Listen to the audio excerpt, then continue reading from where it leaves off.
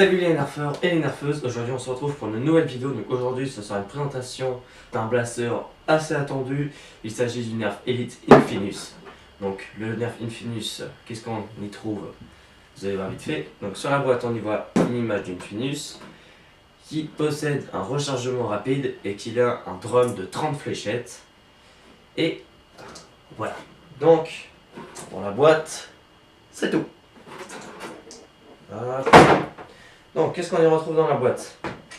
Un chargeur drum de 30, le Nerf Infinus et bien évidemment 30 fléchettes Elite. Donc, pour faire le tour du blaster, donc on va commencer par ça. Nous avons deux rails tactiques et c'est le seul qu'on trouve sur ce blaster. Nous possédons aussi deux attaches sangles, un troisième ici. Bon, ça par contre je pense pas qu'on peut s'en servir comme attache sangle. Donc du coup 3 attaches sangles, un là et un là. Donc côté prise en main, franchement elle est vraiment très bonne. Donc il n'y a pas de quoi se plaindre là-dessus. Donc côté esthétique, personnellement moi j'aime bien. On retrouve le petit Elite là, le Nerf Infinus, et puis de l'autre côté évidemment il n'y a pas tout, mais bon, il y a Infinus Papin et il y a Elite. Voilà, donc vous avez peut-être certainement dû voir que sur ce blaster, il y a ce petit logo là, que on ne retrouve pas sur tous les blasters. Je vais vous expliquer pourquoi après. Donc pour faire fonctionner la bête, vu que c'est un Nerf électrique, nous allons devoir dévisser deux petites vis qui se trouvent à l'arrière de la crosse. On y met 4 piles LR20, donc les plus grosses, les tailles D. Donc voilà, donc pour le faire fonctionner, déjà, on va prendre notre chargeur, on va l'alimenter. Donc en temps normal, on prendrait les fléchettes comme ça, en tas, et puis on les mettrait comme ça. 1, 2, 3, comme ça. Donc bien évidemment, comme d'habitude, on peut mettre tout ce qui est fléchette Elite, Doomland, Modulus, machin truc. Mais sur ce blaster, la grosse nouveauté, c'est que en faisant ça, ça veut dire le chargeur il n'est pas plein, évidemment, sauf que ici à l'arrière, nous avons un petit compartiment, c'est que nous on peut directement mettre les fléchettes sans forcément enlever le chargeur. Donc il y a des moments il ne le charge pas entièrement, donc il faut vraiment pédaler. Faut pas hésiter quoi. Et du coup on peut le charger comme ça en partie. Donc on n'aura pas besoin d'enlever notre chargeur pour recharger en pleine partie. Non, s'il y a des fléchettes à côté de nous, et on peut toujours recharger quoi.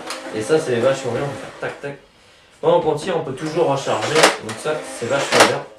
Bon par contre du coup si vous rechargez en partie, la discrétion elle est un petit peu morte quoi.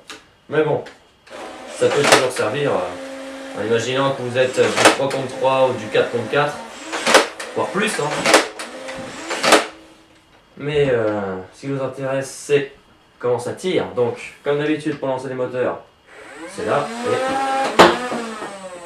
on voit déjà que ça fait pas mal de bruit. Bon, en semi-auto ça va, ça se fait, et puis en full automatique.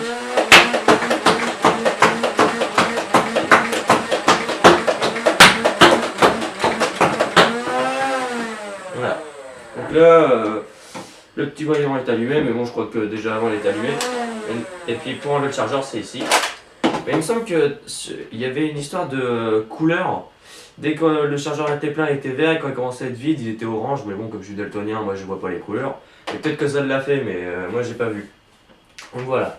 La trappe de désenrayement, elle est ici. Voilà, une bonne grosse trappe de désenrayement pour enlever. Et là on voit qu'il y a pas mal de trucs pour que le mécanisme du rechargement automatique se fasse. Donc est-ce que s'il n'y a pas de chargeur ça se met?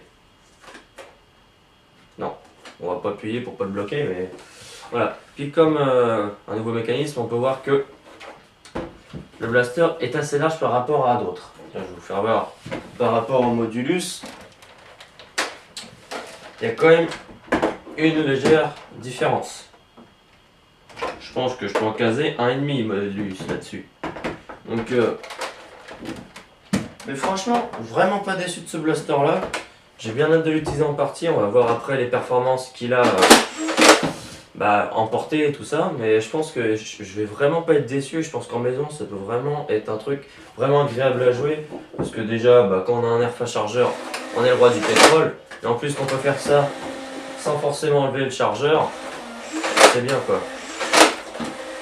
Puis après, bon, on peut continuer à bourriner. Voilà, puis après, on change de chargeur, clac, clac, et ainsi de suite. Donc voilà. Ah non, j'ai oublié un truc. Parce que même si personnellement je l'utilise pas, peut-être que certains d'entre vous qui regardent cette vidéo l'utilisent. Voilà, une attache rallonge de canon. Donc voilà. Donc on va passer maintenant au test de tir. Et puis bah, c'est parti. Ok, donc là on se retrouve pour le test de tir du Nerf Elite Infinus. Donc 10 fléchettes dans la laine, c'est parti.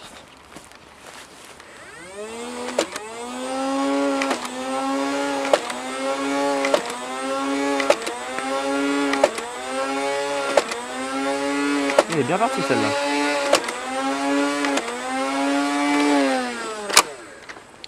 Voilà. Donc là je vais aller voir si les fléchettes sont allées, puis je vous dis ça tout de suite. Donc, ok, les fléchettes elles sont allées de 6 à 12 mètres en tir tendu. Donc là je vais passer au test de précision sensible qu'il y a là, c'est parti.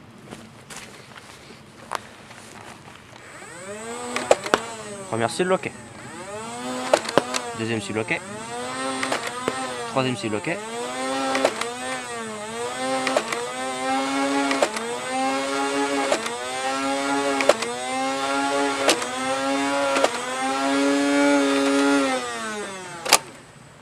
Plus de fléchettes. Donc franchement en conclusion c'est vraiment un bon blaster. De par déjà sa grande capacité de chargement de 30 fléchettes. Donc, déjà par ça. Le fait qu'on puisse charger directement les fléchettes en partie, imaginons on est derrière une barricade, on est en train de tirer et puis qu'on saute, qu'on n'a plus beaucoup de fléchettes ou pas. Voilà, il y a l'ennemi qui est en face, on peut continuer à charger sans forcément enlever le chargeur, du coup on peut continuer à tirer tout en chargeant. Donc ça c'est vraiment un très bon point. Je pense que ces blasters là, je les mets principalement pour ça et le fait qu'il y ait ça. Donc là on a vraiment une bonne prise en main, on peut vraiment bien se déplacer avec ce blaster là. Le truc qui est bien aussi, c'est qu'on a 2 rails tactiques, donc ça c'est vachement bien. Les attachants, du coup on peut trimballer ça comme on veut. Et puis après moi le truc que j'ai un peu moins sur les blasters électriques, c'est quand ils sont en full automatique. Parce que du coup on peut pas vraiment switcher, on peut pas vraiment tirer quand on veut. Quand on tire on a un petit décalage et du coup les tirs réflexes on peut pas vraiment les faire. Et du coup c'est un truc qui peut nous coûter une vie quoi. Du coup c'est le truc que je trouve un peu dommage. Moi ce que j'aime bien c'est les flywheels, du coup on peut enchaîner comme on veut. Dès que tu presses le descendre ça part direct. Alors que là on a un petit décalage. Mais bon après ça va, c'est pas trop un gros point noir. La rapidité, il me semble qu'elle est égale au Rapid Strike, donc franchement ça va. Il y a vraiment plein de bonnes choses sur ce blaster, donc vraiment pas déçu. Pareil en maison, je pense qu'on peut vraiment bien s'amuser avec ça. J'ai hâte de voir la prochaine Nerf War, je peux vous le dire. Donc voilà. Donc si cette vidéo vous a plu, lâchez un like. Mettez-moi en commentaire un blaster que vous voudriez voir le plus rapidement sur la chaîne. Si ce n'est pas déjà fait, abonnez-vous. Je vous mets mon compte Instagram en description et la prochaine pour de nouvelles vidéos. Allez, ciao les nerfeurs.